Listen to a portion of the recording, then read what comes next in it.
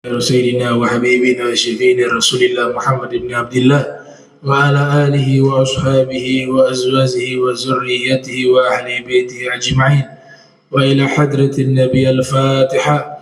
أعوذ بالله من الشيطان الرجيم. بسم الله الرحمن الرحيم. الحمد لله رب العالمين الرحمن الرحيم مالك يوم الدين. إياك نعبد وإياك نستعين. اهدنا الصراط المستقيم صراط الذين أنعمت عليهم غير المغضوب عليهم ولا الضالين آمين.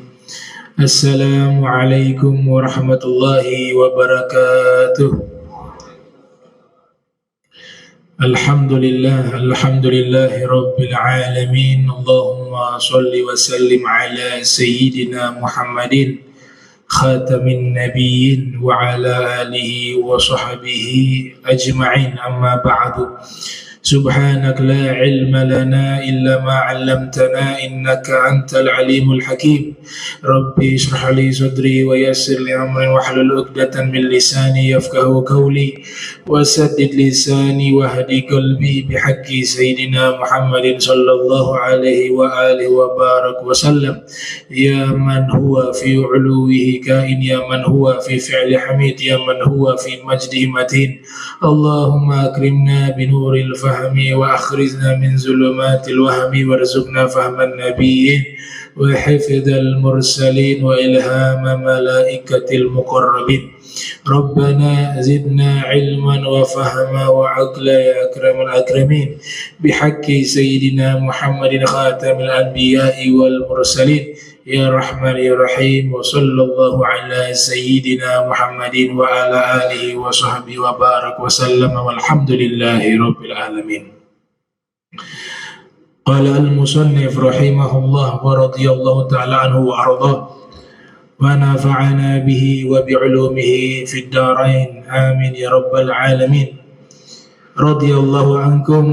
فصل: استغرب فرعون كلام موسى ربيبه السابق وشرع يمن ويظهر فضله عليه بأنه تربى في بيته، وهذا يقتضي أن يكون وفيا له بعيدا عن كل ما يغيظه. ثم ذكره فرعون بما اقترفه من قتل الرجل الفرعوني، وإن من ارتكب جريمة قتل كان آثما بعيدا عن رحمة ربه وليس جديرا به أن يدعي حمل رسالته. Alhamdulillah, puji syukur kehadirat Allah, salawat salam senantiasa tercurahkan, terlimpahkan kepada junjungan mulia Nabi tercinta Nabi Yuna Muhammad sallallahu alaihi wa alihi wa barak wasallam beserta segenap keluarga beliau, sahabatnya, umatnya yang senantiasa melaksanakan ajaran beliau, dan juga salawat dan salam tercurahkan kepada seluruh para anbiya, para rasul, dan juga kepada keluarga baginda Nabi Muhammad sallallahu alaihi wa alihi wa barak wasallam. Kita masih melanjutkan pembahasan terkait kisah Nabi Musa alaihi salam. Nabi Musa alaihi salam, sebagaimana kita ketahui bahwa sebelum lahir di bumi ini, di dunia ini, Fir'aun ini sudah mendapatkan isyarat bahwa kerajaannya itu akan runtuh, akan hancur dengan sebab seorang pemuda dari Bani Israel. Nah, pemuda itulah Nabi Musa alaihissalam. Ada hal yang menarik, ikhwanul muslimin rahimakumullah. Ternyata mimpinya Fir'aun itu benar.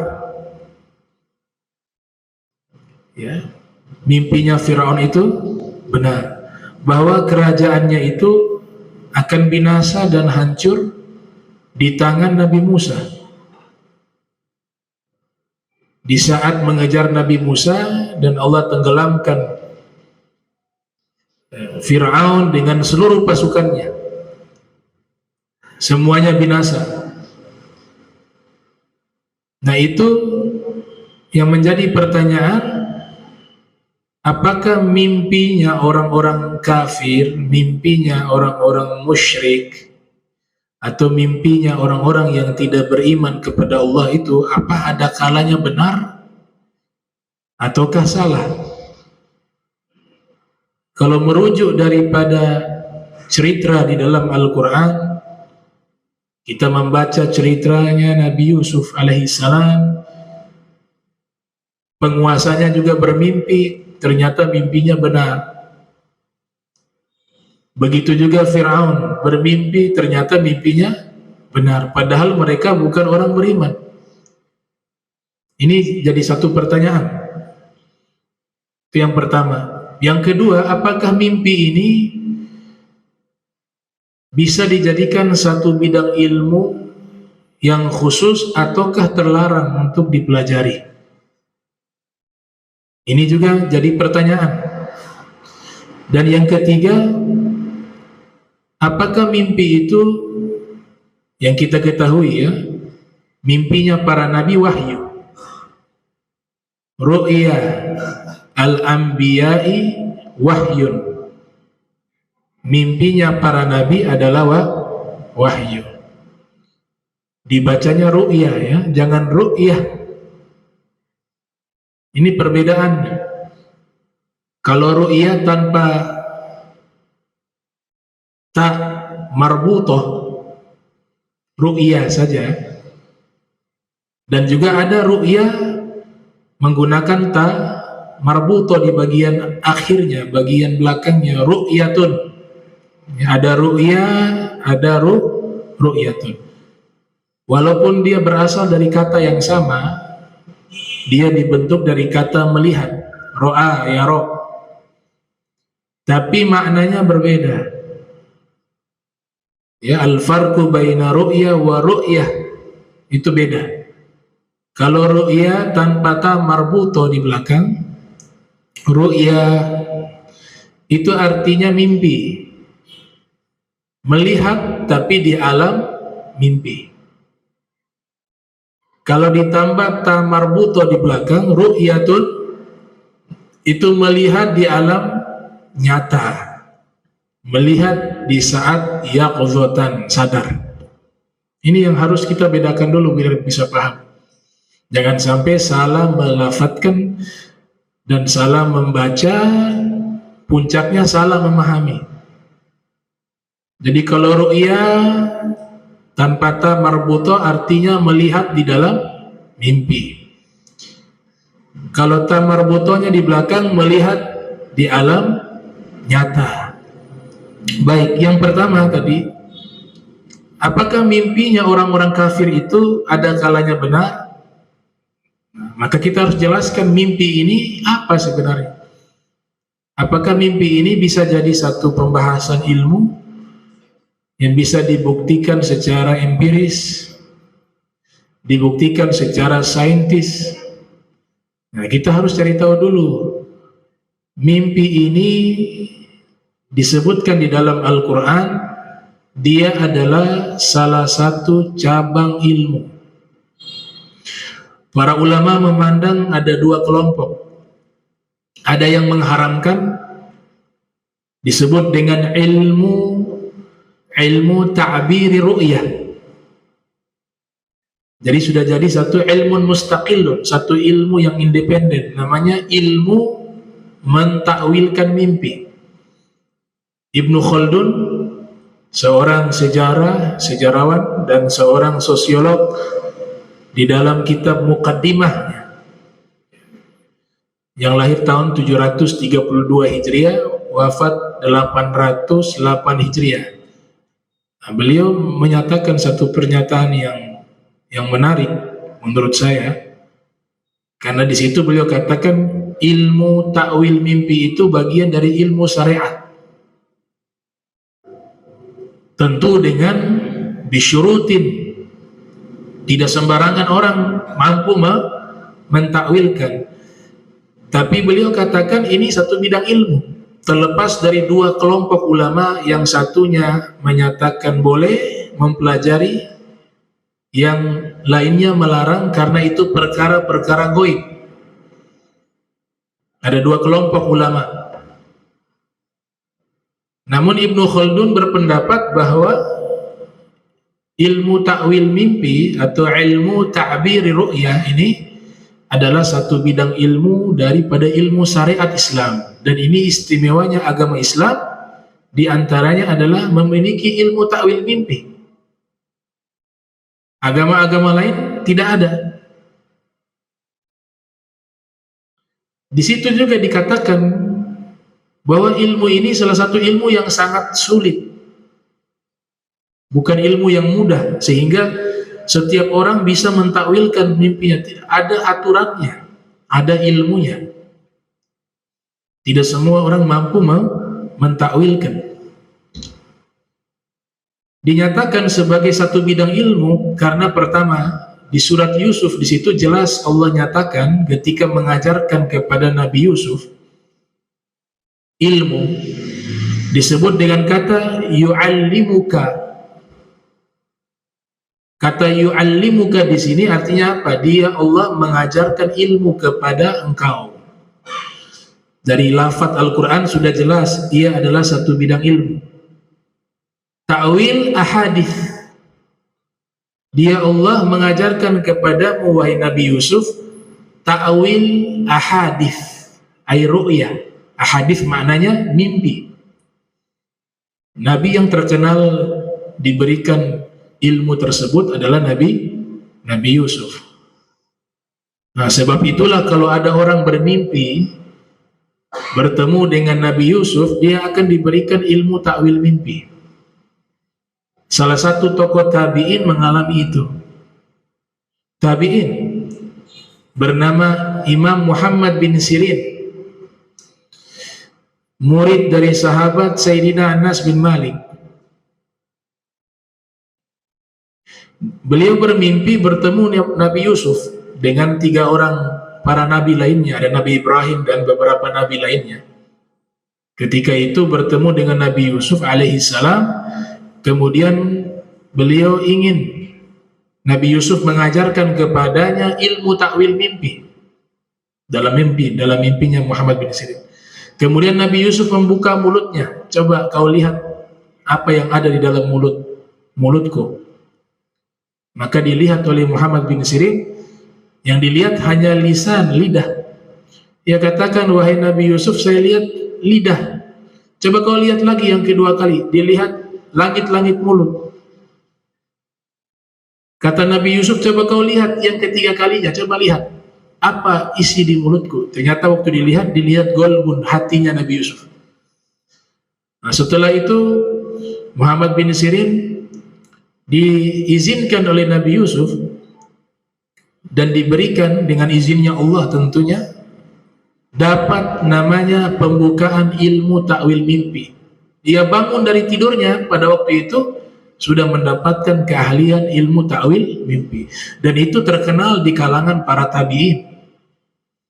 Para tabi'in terkenal. Bahkan Imam Hasan al-Basri juga meminta ditakwilkan mimpinya. Jadi ini harus dipahami dulu ya, ilmu takwil mimpi ini masih diperdebatkan. Jadi kalau yang mengatakan haram, jangan mengatakan haram secara mutlak. Masih banyak yang menghalalkan juga. Ada 2 pendapat. Tapi disepakati yang haram orang-orang awam yang tidak punya kapasitas keilmuan tersebut mentakwilkan mimpi sembarangan, itu yang diharamkan dan disepakati. Tapi ilmu ini ada. Hasan Basri menemui Muhammad bin Sirin meminta ditakwilkan mimpinya. Bahkan Sayyidina Hasan bin Ali meminta ditakwilkan mimpinya kepada Sa'id ibni Musayyib. Bahkan Sayyidina Umar bin Khattab mentakwilkan mimpi salah satu orang yang datang ingin menjadi pegawainya kemudian dia ceritakan mimpinya kepada Sayyidina Umar bin Khattab, ditakwilkan oleh Sayyidina Umar bin Khattab. Bahkan Nabi juga pernah mentawilkan mimpi. Jadi ada itu, ilmu itu ada. Ayat mengatakan yu'allimuka ta'wil al-ahadith, dia ajarkan kepadamu ta'wil mimpi. Namun harus diingat bahwa tidak semua mimpi itu bisa ditakwilkan. Tidak semua mimpi itu bisa ditakwilkan. Ada mimpi yang tidak bisa ditakwilkan, ada mimpi yang bisa ditakwilkan, tentu dengan perangkat ilmu, dengan syarat-syarat. Dan tidak semua mimpi itu maknanya sesuai dengan apa yang kita lihat dalam mimpi. Ini yang paling sulit. Misalnya salah satu orang bermimpi dia menemui Muhammad bin Sirin. Al-Imam Muhammad bin Sirin ketika mendapatkan cerita mimpi dari seseorang itu bermimpi dia beli tanah. Di alam nyata dia beli tanah. Setelah dia beli satu tanah, dia bermimpi di malam itu bahwa keponakannya berjalan di atas tanah yang dia beli. Setiap kali ponakannya menginjak tanah, yang dia injak bukan tanah tapi ular. Ini kisah diceritakan kepada Al-Imam Muhammad bin Sirin, dan ditakwilkan oleh Imam Muhammad bin Sirin mengatakan bahwa makna daripada mimpi tersebut, setiap kau menanam sesuatu maka akan tumbuh subur. Padahal kalau secara pandangan mimpi itu mimpi tidak baik, karena ada ular. Nah, tapi ini kebalikan. Jadi jangan sembarangan mentawil-tawilkan mimpi, haram hukumnya. Yang berilmu juga dia harus punya sanad keilmuan tentang ilmu tersebut, dan tidak boleh dia mengarang-arang, semuanya sudah ada regulasi aturannya. Jadi mimpi itu tidak harus persis apa yang kita lihat, kadang-kadang terbalik dia. Kadang-kadang terbalik. Ada juga mimpi malaikat maut. Contoh takwilan mimpi malaikat maut. Kalau kita bertemu malaikat maut dalam mimpi, itu artinya apa? Hanya sekedar berpapasan begitu, atau kita melihat bentuknya malaikat maut misalnya dalam mimpi, pasti di pikiran kita, oh kita tidak lama lagi meninggal, umur kita mungkin tidak panjang. Tapi para ulama mengatakan, ulama yang pakar di bidang takwil mimpi, disebut dengan abir atau mu'abbir. Orangnya disebut abir atau mu'abbir. Mereka mengatakan kalau ada orang mimpi melihat malaikat maut, malakul maut, maka orang itu tulul umrihi, umurnya panjang. Jadi terbalik, mimpinya menyeramkan melihat malaikat maut, pikiran kita, oh umur kita pendek. Ternyata di balik mimpi itu justru umur kita panjang. Makanya dibuat rincian oleh para ulama-ulama yang pakar takwil mimpi. Yang pertama, kalau kita mimpi melihat malaikat masuk ke rumah, malaikat masuk ke rumah, dakhalal malaku fi baitihi, maka di situ bukan mimpi yang baik. Artinya apa? Tidak gampang mentakwilkan mimpi. Padahal malaikat itu yang kita pahami datang ke rumah pasti baik.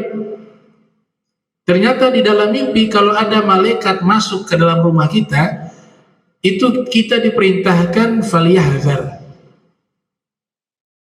waspada.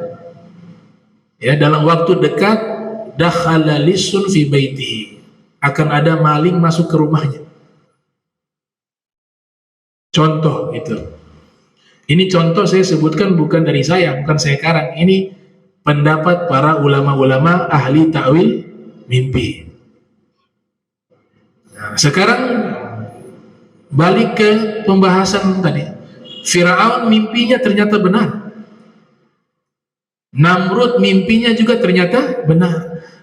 Ini informasi dalam Al-Quran sudah menyatakan demikian, berarti hal ini bisa terjadi.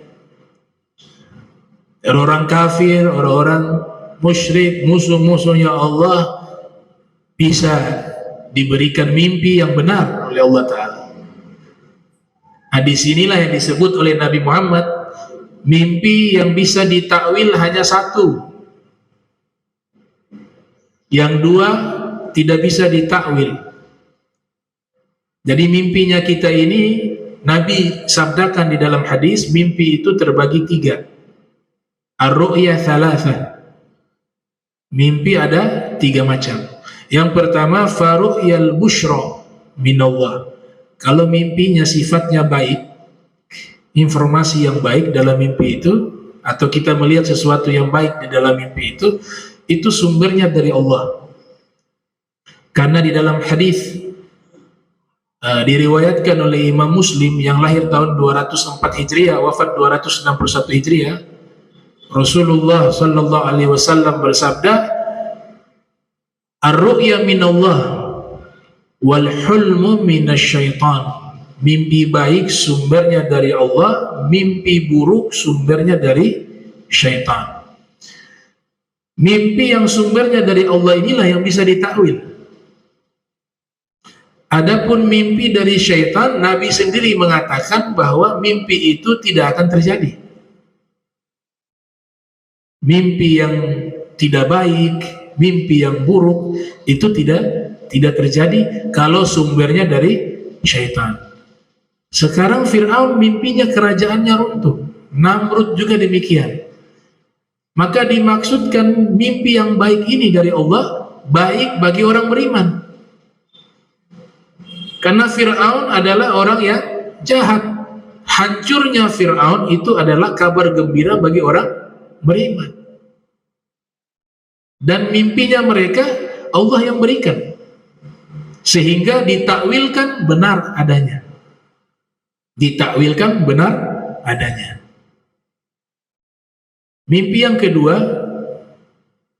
minasyaitan, ar-ru'ya minasyaitan. Mimpi dari syaitan tidak bisa ditakwil karena isinya kebohongan,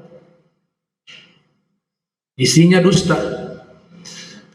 Mimpi yang ketiga juga tidak bisa ditakwil karena isinya imajinasi, hayalan, yaitu ru'ya yuhadditsu biha al-insanu nafsahu fayaraha. Mimpi yang bersumber dari imajinasi seseorang.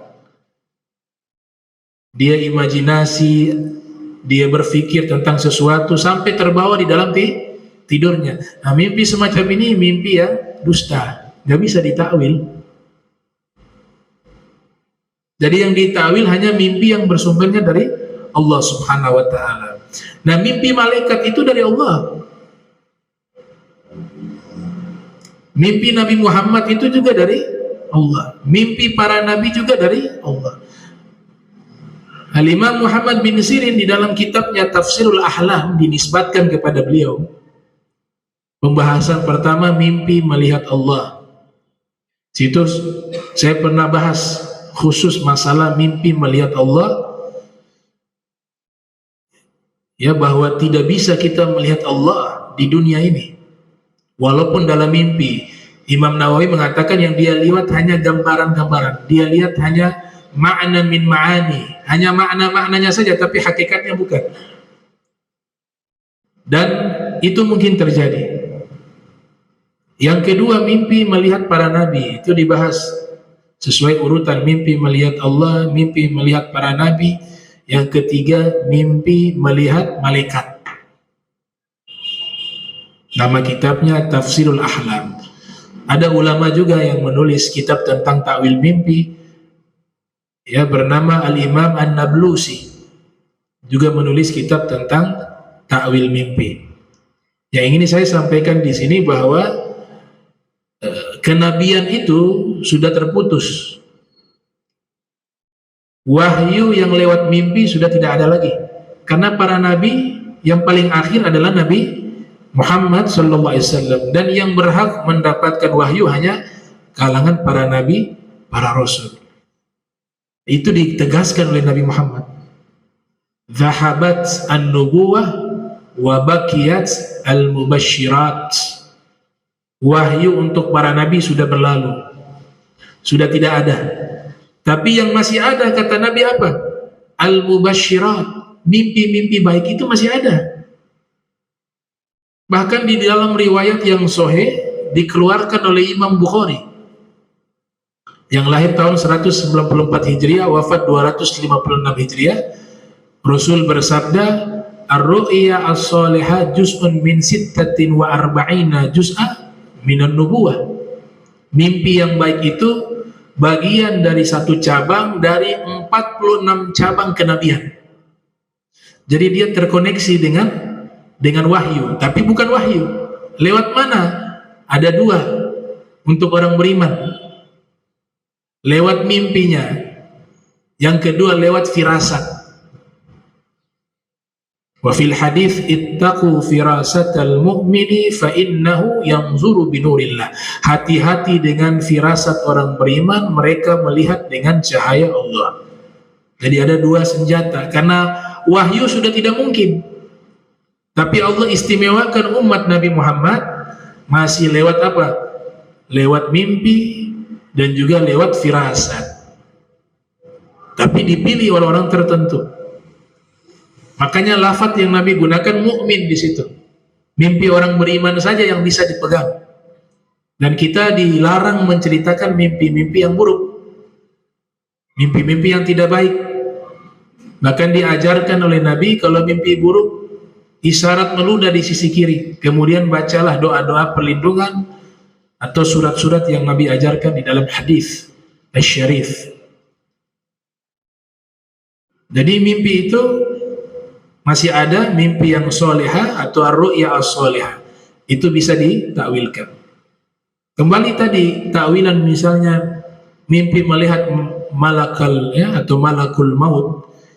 Kalau kita lihat malakul maut hanya sekedar melihatnya saja, berarti umur kita panjang.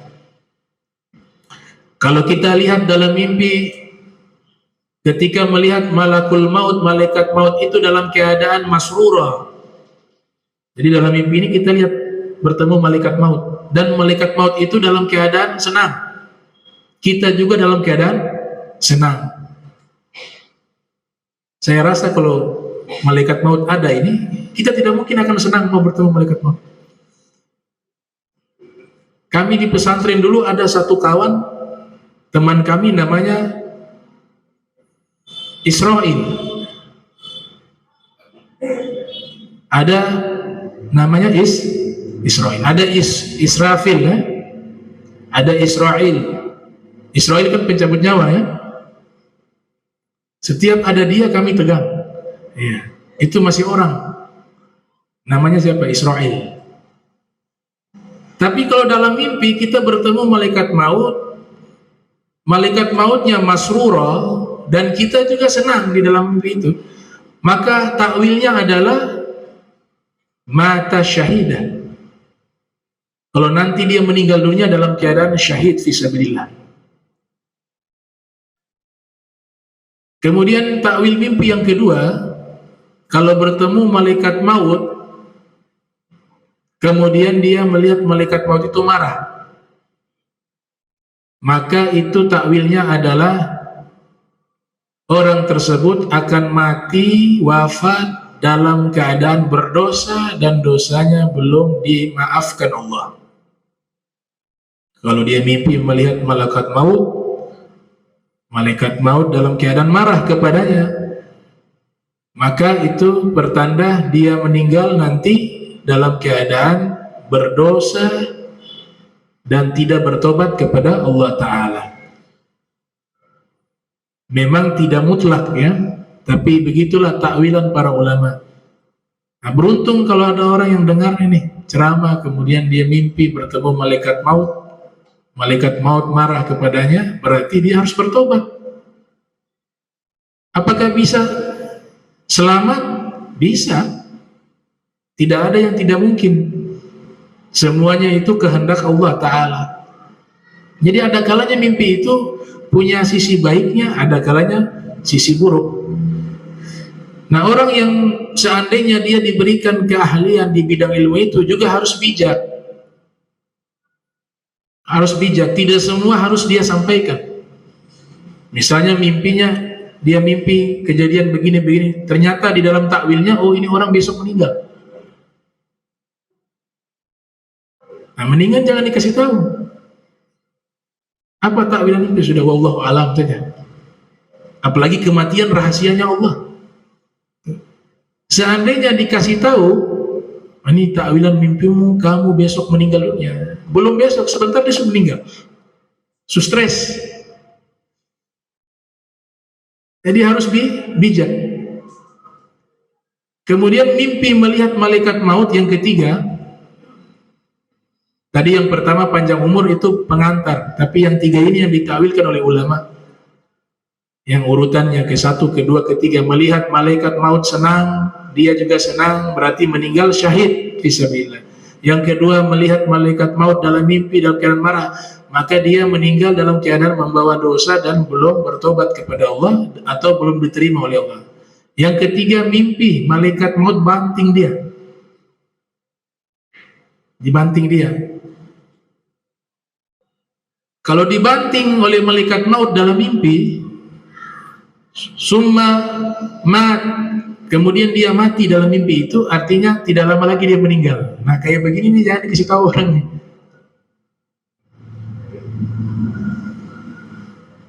Nah, jadi begitu rumit ilmu ini. Dan semuanya punya takwilan. Kalau haramkan takwil mimpi, nah itu sahabat banyak mentakwilkan, bahkan Imam Bukhari, ibunya itu pernah bermimpi bertemu Nabi Ibrahim dan diceritakan oleh Imam Zahabi. Al-Imam Az-Zahabi yang lahir 673 Hijriah, wafat 748 Hijriah, menceritakan dalam kitabnya Siyar wa A'lamin Nubala.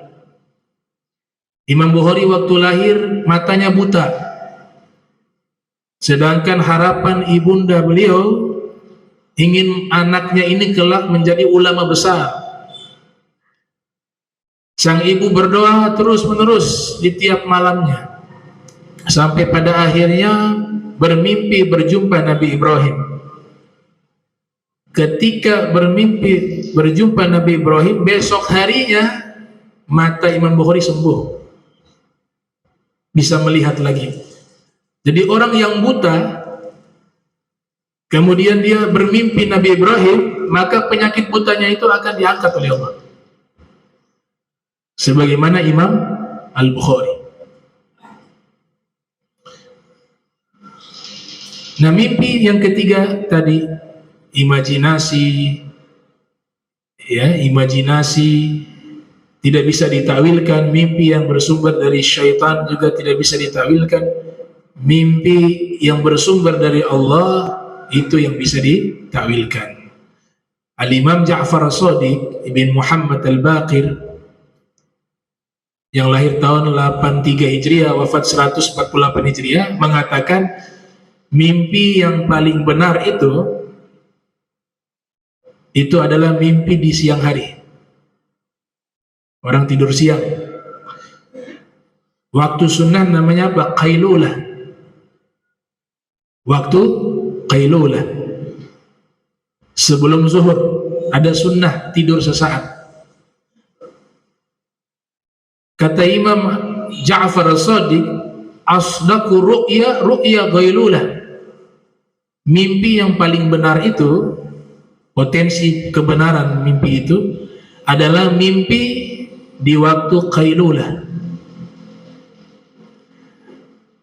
Adapun pendapat Ibnul Qayyim, murid daripada Al-Imam Ibnu Taimiyah. Ibnu Qayyim lahir tahun 691 Hijriah, wafat 751 Hijriah, menulis satu kitab berjudul Madarijus Salikin, membahas kitab tafsiran atau penjelasan dari ayat di surat Fatihah, Iyyaka na'budu wa iyyaka nasta'in, menyempurnakan penjelasan sebelumnya yang ditulis oleh Syekh Al-Harawi berjudul Manazilus Sa'irin Baina Iyyaka na'budu wa iyyaka nasta'in. Di dalam kitab Madarijus Salikin dikatakan oleh Ibnu Qayyim bahwa mimpi yang paling benar itu adalah fi waqti sahar, di waktu akhir malam. Jadi ada dua pendapat. Imam Ja'far mengatakan mimpi yang paling benar itu artinya mimpi yang sumbernya dari Allah, kemungkinan besar benar mimpinya itu di waktu qailulah. Pendapat kedua Ibnu Qayyim mengatakan kemungkinan besar di waktu sahar. Itu dalam kitab Madarijus Salikin ditulis oleh Ibnu Qayyim. Di dalam Al-Quran para mufassirun menafsirkan firman Allah Ta'ala, lahum busyra fil hayatid dunya, bagi mereka kabar gembira di kehidupan dunia. Itu aktsaru mufassirin, kebanyakan ahli tafsir Al-Quran menafsirkan ar-ru'ya as-solehah, mimpi yang baik, mimpi yang solehah. Mimpi malaikat tadi contoh. Sekarang mimpi para nabi, ru'yal anbiya. Setiap para nabi itu kalau kita bermimpi bertemu dengan nabi-nabi, mulai Nabi Adam sampai Nabi kita Muhammad sallallahu alaihi wasallam, itu semua punya takwilan-takwilan masing-masing. Sekali lagi, tidak semua mimpi para nabi itu makna mimpinya baik. Dibagi dua, ada yang inzar, ada yang basyir. Mimpi Allah, mimpi malaikat, mimpi para nabi, ada yang sifatnya apa? Peringatan. Ada yang sifatnya kabar gembira. Yang peringatan misalnya bermimpi melihat Nabi sallallahu alaihi wasallam, ya, dalam hadis Nabi katakan, man ra'ani fil manami fasayarani fil yaqza fa inna syaitan la yatamatsalu bi. Wa fi riwayah man ra'ani fil manami faqad ra'ani haqqa. Wa fi riwayah man ra'ani fil manami falan yadkhulan nar. Siapa yang mimpi melihat aku, maka sungguh dia telah melihat aku. Siapa yang mimpi melihat aku, maka kelak dia akan melihat aku di yaumil qiyamah. Tafsiran para muhadditsin. Kalau golongan sufi menafsirkan di alam dunia. Golongan intelektual muhadditsin hari kiamat. Riwayat yang ketiga, siapa yang melihat aku di dalam mimpi, lan yadkhulan nar, dia tidak akan masuk neraka. Kalau kita mimpi misalnya melihat Rasul, ini juga tidak sembarangan orang yang mimpi melihat Nabi. Biasanya kita tahu ciri-ciri Nabi di dalam mimpi itu, kita belajar ilmu syama'il. Ilmu syama'il itu menceritakan karakteristik Nabi Muhammad, mulai dari rambut sampai ujung kaki. Itu tidak mungkin salah. Syaitan tidak bisa menyerupai Nabi Muhammad, akan terbakar. Syaitan. Kita mimpi melihat Nabi, Nabinya marah. Nabinya marah kepada kita. Maka mimpi ini bukan mimpi yang baik. Ini inzar, peringatan. Sebagaimana yang diceritakan oleh Al-Habib Ahmad bin Zain Al-Habsyi dalam kitab Syarhul Ainiyah. Dulu di Mesir ada beberapa ulama yang sangat membenci Imam Ghazali. Salah satu ulama ini saking bencinya kepada Al-Imam Al-Ghazali sehingga dia membakar kitab Ihya Ulumuddin. Dia mengumpulkan kitab Ihya yang ada di Mesir, di kotanya dia tentunya. Dia panggil murid-muridnya juga mengumpulkan kitab Ihya Ulumuddin, kemudian dibakar kitab tersebut. Akhirnya malamnya dia bermimpi berjumpa dengan Nabi Muhammad SAW, berjumpa dengan Sayyidina Abu Bakar dan beberapa sahabat, ada juga Sayyidina Ali di situ. Akhirnya ulama ini, singkat cerita, ulama ini dihukum cambuk. Bangun dari tidurnya, bekas cambukannya masih ada. Ini walaupun mimpinya bertemu Nabi, melihat Nabi, tapi bukan baik. Ini mimpi buruk. Karena apa? Melihat nabinya, Nabi marah, inzar. Nabi tidak ridho kepadanya. Walaupun pada akhirnya dia bertobat. Makanya ulama buat komentar, siapapun yang mimpi melihat Nabi, walaupun nabinya marah kepadanya, itu sudah berkah. Karena tidak mungkin dia meninggal dalam keadaan buruk, pasti dia bertobat. Itu barakatu wajhin Nabi, keberkahan wajah Nabi Muhammad sallallahu alaihi wasallam. Yang kedua, mimpinya melihat Nabi baik, maknanya baik. Seperti Imam Bukhari, ketika bermimpi melihat Nabi sallallahu alaihi wasallam, Imam Bukhari yang ceritakan dan dijelaskan dalam manaqib beliau. Imam Bukhari bermimpi Nabi sedang duduk, kemudian Imam Bukhari berada di sisi Nabi Muhammad mengibas-ngibaskan kipas. Imam Bukhari setelah bangun dari tidurnya, kemudian dia teringat akan mimpi tersebut. Dia mengetahui ada salah satu tokoh ulama ahli takwil mimpi di zamannya itu hidup di kampungnya. Dia tanya, beliau tanya, ini saya mimpi seperti ini, apa artinya? Nabi duduk, kemudian saya ada di sisi Nabi. Tiap kali ada serangga yang mau datang, saya mengibas-ngibaskan itu, melindungi. Jangan sampai serangga itu datang hingga mendekati Nabi Muhammad. Kurang lebih makna mimpinya seperti itu yang diceritakan. Ditakwilkan apa oleh ulama yang ahli takwil mimpi tadi, Abir tadi, bahwa jika kau mimpinya benar seperti itu, maka kelak engkau jadi pembela Nabi Muhammad, membela hadis-hadisnya Nabi Muhammad. Dan itu terbukti benar.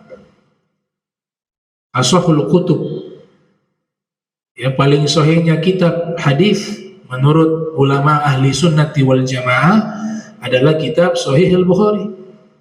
Adapun ucapannya Imam Syafi'i, ma ba'da kitabillah asah minal muwatta, ya, itu ucapannya Imam Syafi'i. Tidak ada kitab yang lebih sahih setelah Al-Quran seperti kitab Al-Muwatta karya Imam Malik bin Anas yang lahir 93 Hijriah, wafat 179 Hijriah. Ucapan Imam Syafi'i waktu itu Sahih Bukhari-nya belum ada. Imam Bukhari belum menyusun Sahih Bukhari. Kalau sudah disusun, maka ini yang disepakati adalah Sahih Bukhari lebih sahih dari kitab-kitab hadis lainnya. Khilafnya di antara Sahih Bukhari dan Sahih Muslim. Ada sebagian ulama mengatakan Sahih Muslim lebih sahih, ada sebagian mengatakan Sahih Bukhari lebih sahih. Nah, jadi mimpinya orang kafir juga kalau sumbernya dari Allah bisa benar. Sebagaimana mimpinya Fir'aun benar, dan mimpinya Namrud juga benar. Di dalam tafsir Ats-Tsa'labi diceritakan demikian. Nah, ini pengantar kajian kita di akhir-akhir, ya. Mungkin nanti tanggal 8 saya mau libur dulu, nisfu Sya'ban, untuk kita istirahat di semua pengajian di masjid-masjid. Jadi ini kajian masih cukup panjang, masih kita bahas, masih sampai di Nabi Musa. Mudah-mudahan kita panjang umur semua, sehat wal afiyah, diberikan ta'ah wal istiqamah, dibersihkan hati kita, dibersihkan ruh kita, dibersihkan akal kita, jasad kita, kita meninggal husnul khatimah setelah panjang umur, sehat wal afiyah, ya. Kalau doa minta husnul khatimah itu tambah lagi di belakang, panjang umur, sehat wal afiyah. Ada yang doakan saya semoga bib husnul khotimah, tambah dulu. Kalau minta husnul khotimah saya mau meninggal cepat. Minta husnul khotimah, panjang umur, sehat al-afiyah. Ya, kalau minta sehat tambah afiyah. Jangan hanya minta sehat saja. Ya, kalau sehat saja Allah kasih itu sehat, tapi kalau tidak afiyah dia sehat tapi tidak taat. Sehatnya itu, nikmat sehatnya itu dia letakkan di tempat yang tidak diridhoi oleh Allah. Tapi kalau ada al-afiyah, maknanya as-salamah, maka dia sehat juga, sehat, nikmat sehat itu di tempat yang Allah ridhoi. Makanya doa tuh, Nabi katakan kepada pamannya Sayyidina Abbas, ya, wahai pamanku, kalau doa minta afiah, kata Rasul.